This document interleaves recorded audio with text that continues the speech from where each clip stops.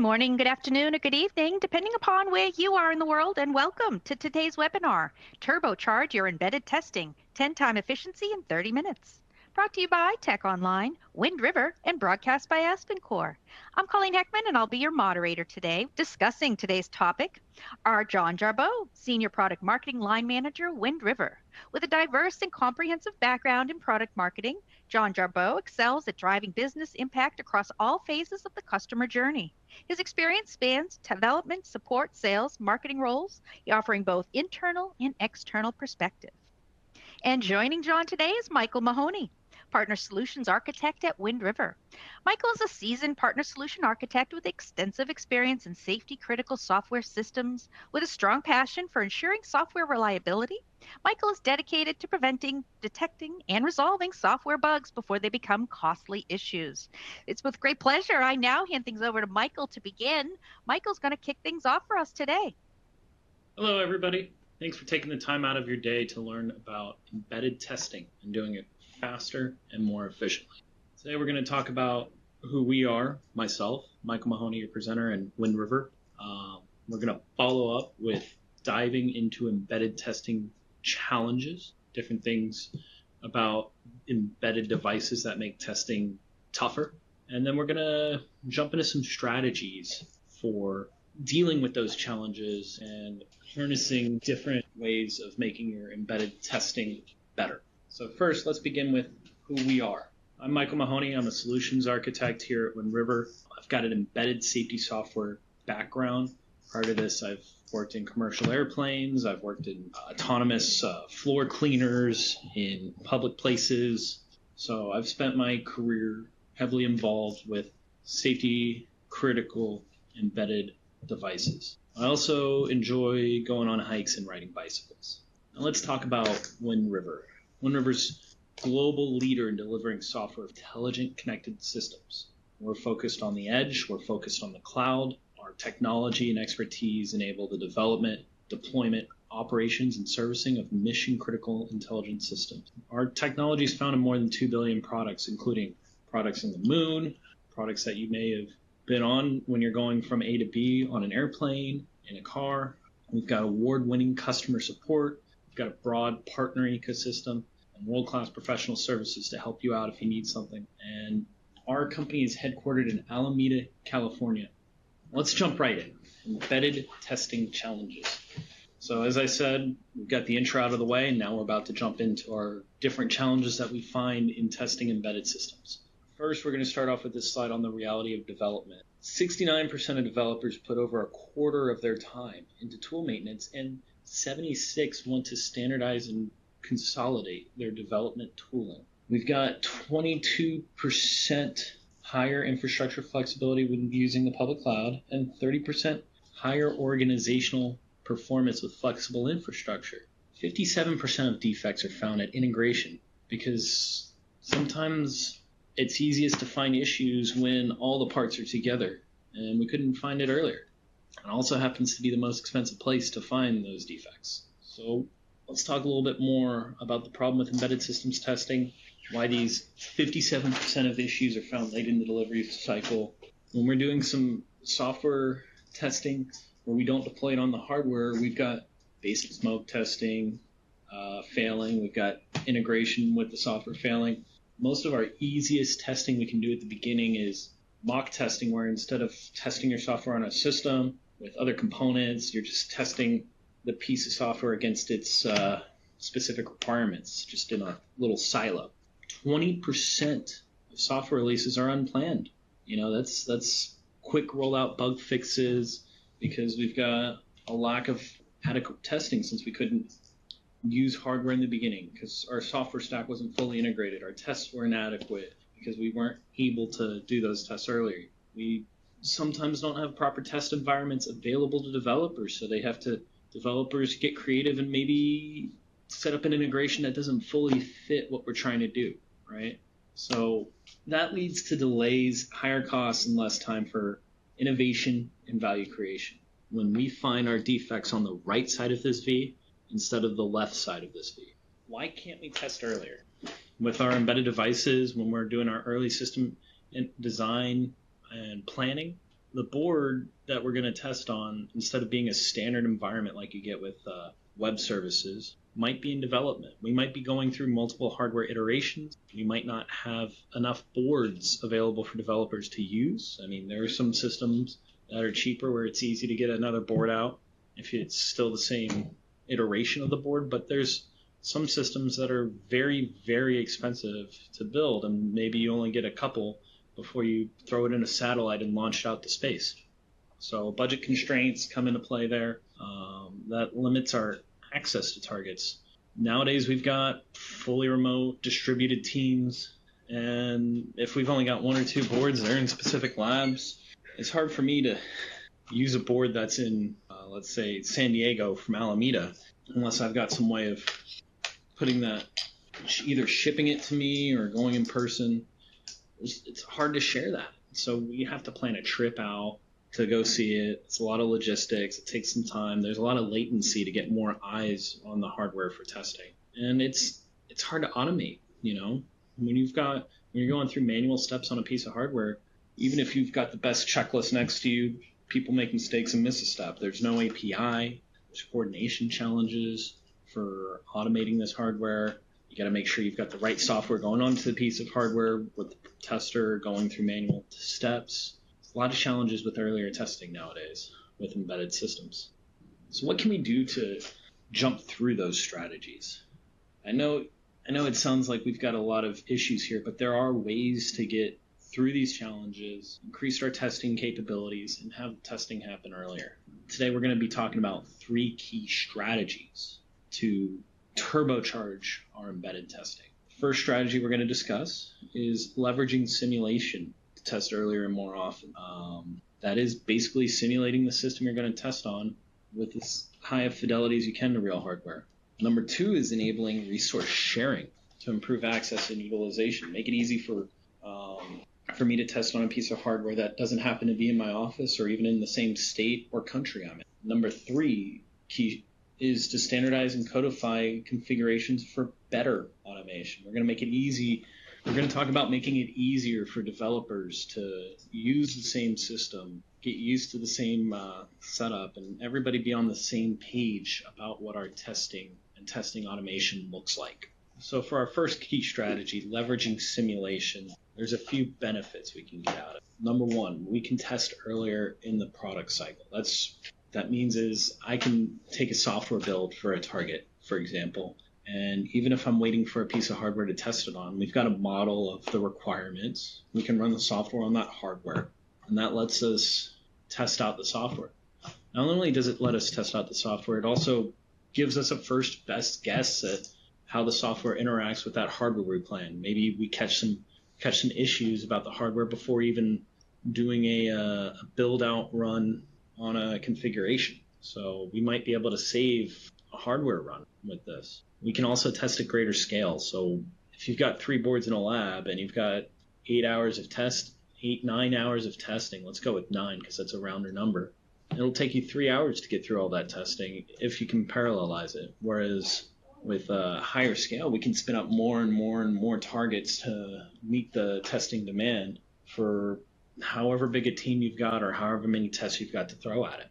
We can also reduce hardware costs. I mean, it'll mean that we don't need to build out as many expensive development boards for more expensive systems, whether you've got extra debug ports for testing. It means we've got less wear and tear on the boards.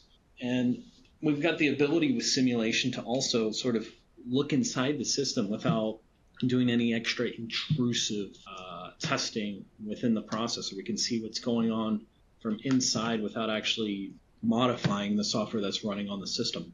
Now, another key strategy is to enable resource sharing. And that's a really powerful strategy. It improves collaboration amongst your teams when you're able to share the same resources.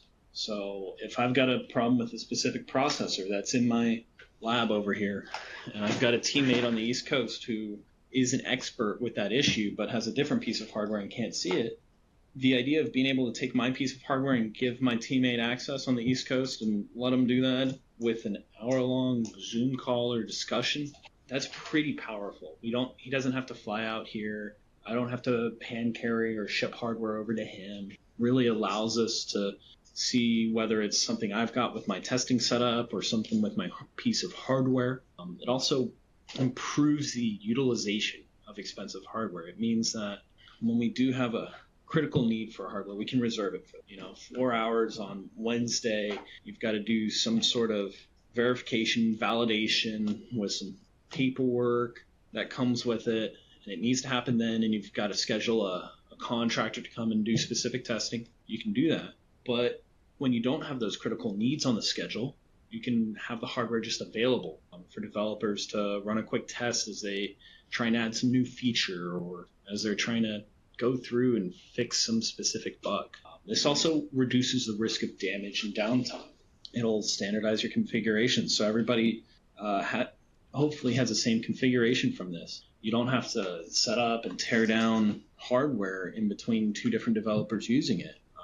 If you've got some of those expensive pins which might get damaged every time you slot your board into a chassis or pull it out, you're saving wear cycles on those pins. It's helpful in preventing any damage or loss of hardware when you ship it as well. The third key strategy is to standardize and codify your setups. What that means is we've got a few bullet points here to talk about, but standardizing connectivity is pretty powerful. That means developers A, B, C, and D, wherever they are, they go to the same interface and they get access to the same targets with the same way. That means you can have one set of instructions instead of sometimes, for example, I've got some targets in a lab I've set up and put on a computer, and you got to SSH into my machine, and here's the terminal interface for this guy, and this is how you do your steps to supply power to your board and set it up, whereas this other board has a completely different setup. You got to SSH in this way, you've got to use that interface. Standardizing connectivity, what that does is that makes it the same way to set up power on boards, run your tests as much as you can between your different targets, and that makes it less overhead for your developers, and they can focus on the testing, development, and debugging rather than the how do I connect to this specific board. Improving consistency and compliance helps. When you codify your setup and tear down actions, you can set it up so that your system always starts from a known state, and that's pretty powerful as well. That lets your developers go in with the assumption that the system's ready for their test, or they need to do the exact same steps every time. It prevents having to check a few different boxes, or it prevents one developer from leaving a messy state on a board and ruining another developer's tests and having them figure out, oh, I just needed to change this component before I got it back to my state. The last part of this strategy, standardizing and codifying, is increasing automation.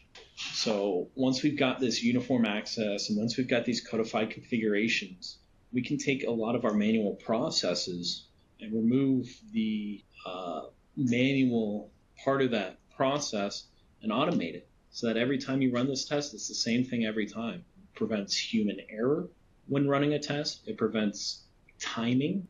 It makes the tests more standard and more the same every time you run the test. It also lets you kick off automatic tests overnight when people are asleep.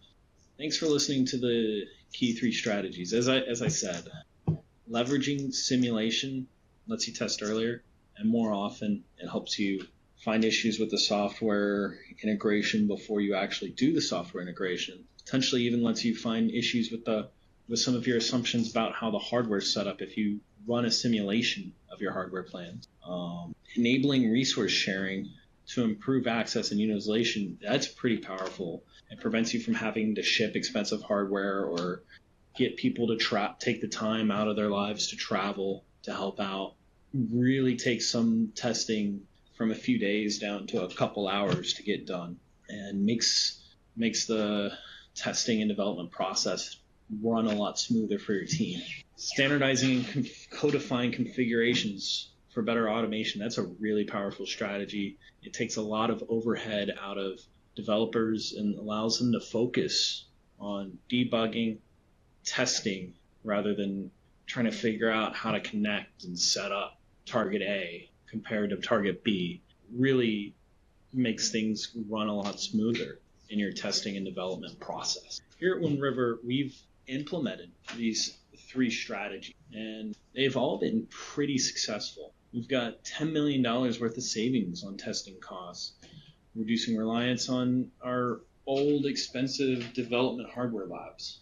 We've got over 50% utilization of hardware resources now with enhanced sharing, instead of some of these boards spending a day out of a week in one lab and then 2 days in another and being shipped. We've got over 50% of time the resources are being used and utilized. We've got a 120x increase in our number of automated test cases. That means we can run the same tests every single time, make it super easy to, when you make a change, check that you haven't broken anything else in the system that's important and put into an automated test case. We've had a successful transformation to continuous testing with over 90% of our test cases running prior to a code merge into a Git repository or running nightly. That's really nice and automatic, and less than 10% of our test cases are manually kicked off by a developer. That's led to a 90% faster fix time. The simulating the testing targets has allowed us to test when we don't have hardware available. Say we're waiting on a customer for hardware, we can run a simulation of what we expect that hardware to look like and get ahead on our development. It's allowed us to test earlier in our project lifecycle, and it's increased our scalability so that we can have a few people or run more tests more quickly with the power of multiple simulated targets. We've also implemented sharing our testing resources, which has really allowed secure remote access to hardware across our team. Our development teams are located in a few offices, but also Wind River is a pretty highly remote workforce. We're distributed across the globe and across many places in each country where we've got big groups of developers, and I can request access to any number of boards that we support in any number of offices at Wind River personally. And I've personally used that to be able to run a quick test instead of having to ask someone to ship me a board or purchase another piece of hardware, which has reduced the need for hardware dedicated to specific users. I can go into our setup and just use something, and I know how it's going to be every time. It reduced our risk of damage and downtime. It means I've gotten pretty good at packing boxes, but I still don't like to ship a board when I could just leave it in the same place at all times. Increasing automation has also been helpful.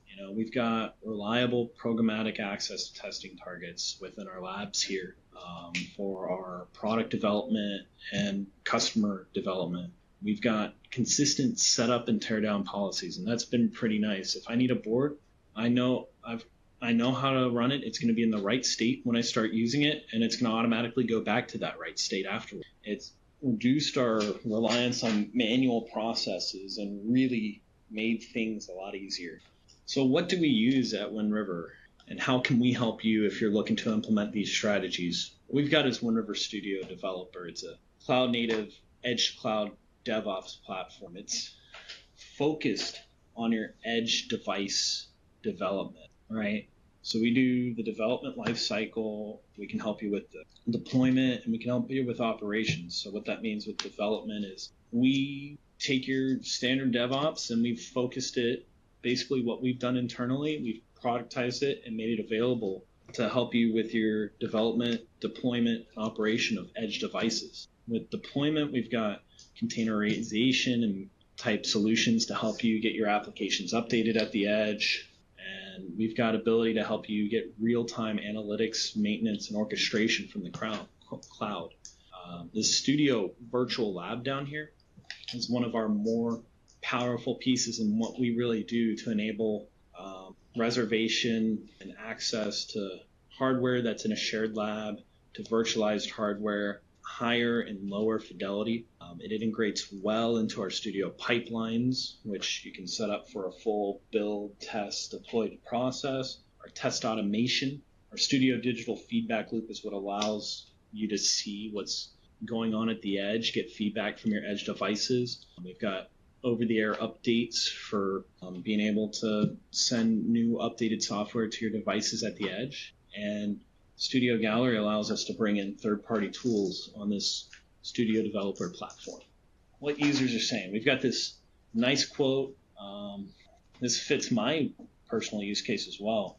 We've talked about before, whenever Studio Developer, having to go physically to the test bench, insert an SD card, flash the software, takes a bunch of manual steps. It's easy to get distracted. With the Studio tools such as pipelines automation, over-the-air updates, and remote test bench access with Virtual Lab, this feedback loop has decreased massively. And that's been my experience as well.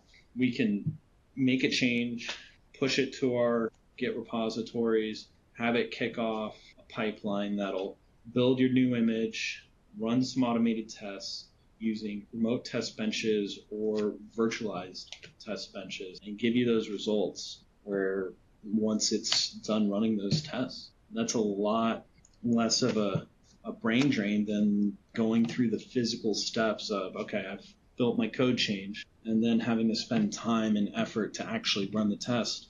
Making these tests automated is really powerful for accelerating your development process.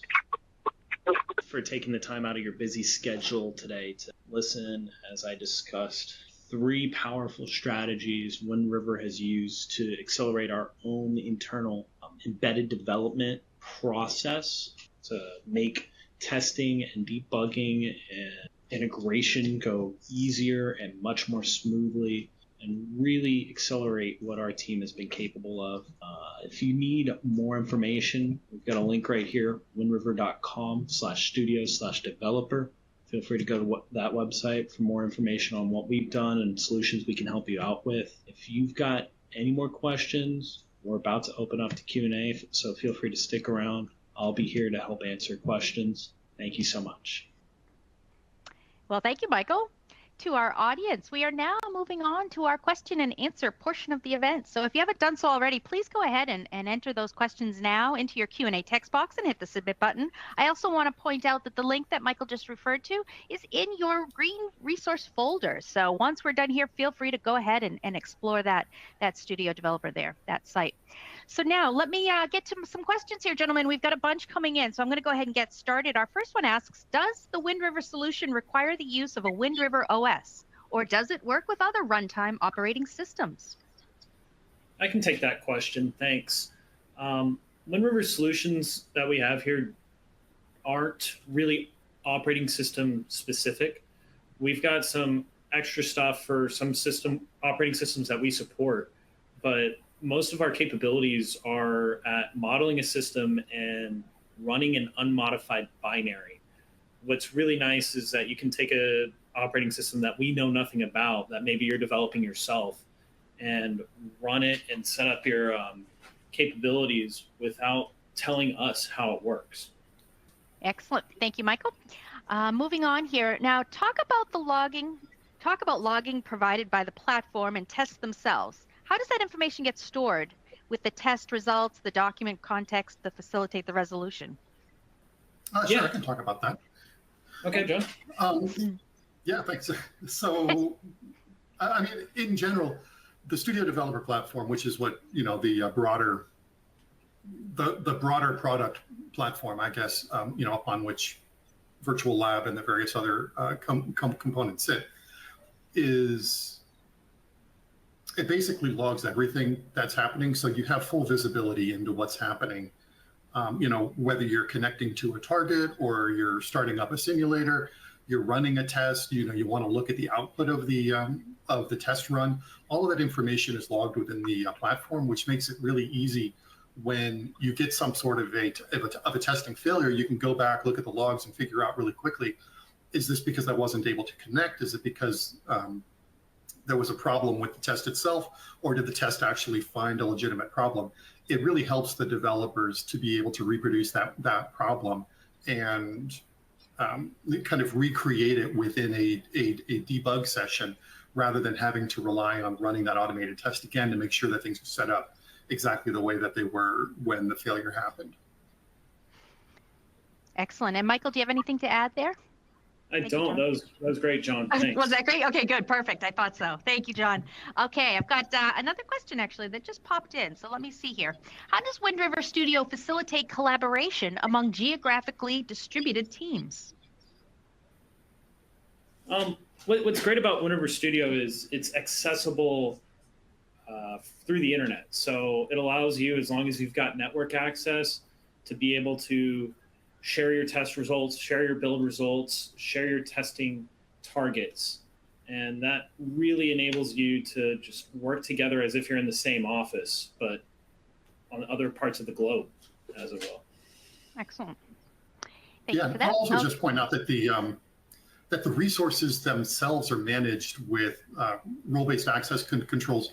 So you really have good control over who can access those things. There's built-in encryption and authentication. And so the platform is really making sure that although you are taking resources and making them available through the network, whether that's on the public internet or an intranet or some sort of a private network, you still have full control over who can access them, what kind of access they actually have to those, if they can reset them or just run tests on them. And that really helps to ensure that you can make sure that your expensive testing resources are accessible to the right people, and they're not going to be kind of taken over by automated processes, for example, that will basically consume the whole resource and prevent maybe your senior developers, for example, from being able to access those tools when they need them.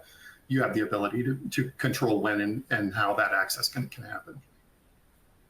Excellent. Thank you, gentlemen, both for those answers. Moving on to our next question again to our audience. If you have any questions you'd like to ask, feel free to now. We'll get to as many as we can. And if we don't get to your individual question, someone will get back to you after the program is over. So the next question asks, I understand the virtual lab enables automated tests to connect to the testing targets. Do you have anything similar for debugging? Automated testing kicks off after I commit my command, and then I need a way to debug my code from my editor before commit. Yeah, I mean, everything that we've been talking about from an automated testing perspective is also available within manual workflows. So if you just need to connect to a target to debug your code, you're not actually running automated tests. You just want to interactively be able to, peek and poke at what's happening on the target, or you want to manually upload some of your code and run it from within, a debugger context. That's all accessible. It all works in basically the same way. It's just, you don't have to figure out how do I automate the process of connecting to this target. You just do that through a manual workflow instead of doing it through an automated one. Excellent. Thanks, John. All right, we're going to get to our next question. I'm sure we have, well, actually, I know this. We do have viewers that are looking for additional information. Is there some place that we can send them? I did include a link to the Developer Studio. Anything else that you guys would recommend there? I think that's a great place to go and jump into to start finding information. John? Yeah, sure. I mean, we have, well, on the slide, that you're looking at now, there's a link that takes you right to information specifically about the Studio Developer Platform that includes Virtual Lab and all the various components. That's a great place to start. And if you do visit that workflow or that URL, or even any place on our website, there's a really easy link to request more information, and you can actually schedule a talk with one of our experts if you want to talk about specific problems that you're having, or you want to understand specifically how we can help in your situation. You can have a one-on-one discussion with one of our experts just by following that link and filling out some information. We'll give you a call, and you can really dig into what your problem is and try to understand exactly how we're going to be able to help you. Excellent. All right. I've got, looks like one more question. We might be able to fit in another or two. This last one says, what sort of third-party tools does Wind River Studio support for software development? Sure. I mean, Studio Developer is a broad platform. It's open, it's extensible. So, we have a number of integrations that are built in, integrations to things like QEMU or simulation tools. We have integrations with testing tools, with build tools and scanning tools and basically any type of development tool that you would need to run, whether that's checking out your code or building it or testing it or scanning it, or really anything between the I just created some code to I'm deploying my code. We have integrations in there. Most of the integrations that we have pre-built are for best of breed type embedded focus tools, but it is an open extensible platform, and it's easy to add your own if you have a homegrown build system or a homegrown test harness or something. Then it's relatively easy to just build that.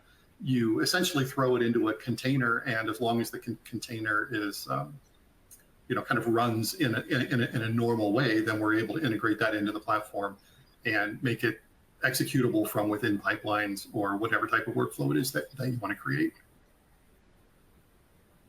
Excellent. Well, thank you for that, John. It looks like we do have just one more question here for you, or for Michael, either of you or both of you. Will automated testing interrupt my remote debugging and testing? So that depends on how you set up your system, and that's a great question. With Wind River Studio, we can attach targets, physical targets that need to be shared, whether it's between a remote automated test or remote debugging. So we can set aside reserved blocks where only one user has access to a board that's attached, or set up other reserved time blocks where automated testing will definitely be run. You'll have to manage that yourself a little bit to make sure that there's no conflict. With simulated targets that we have available via Symix or other target simulations, we let you spin up as many targets as you want. So an automated test will create a brand new sort of virtual instance of your target and let you run those automated tests, and it won't interrupt this other virtual instance that you may be actively debugging right there. Excellent. Thank you very much. Well, thank you, gentlemen, for an excellent Q&A and presentation. So thank you for attending today's webinar, Turbocharge Your Embedded Testing, 10-time efficiency in 30 minutes. Brought to you by Tech Online, Wind River. On behalf of our guests and Wind River, I'm Colleen Heckman. Thank you and have a great day.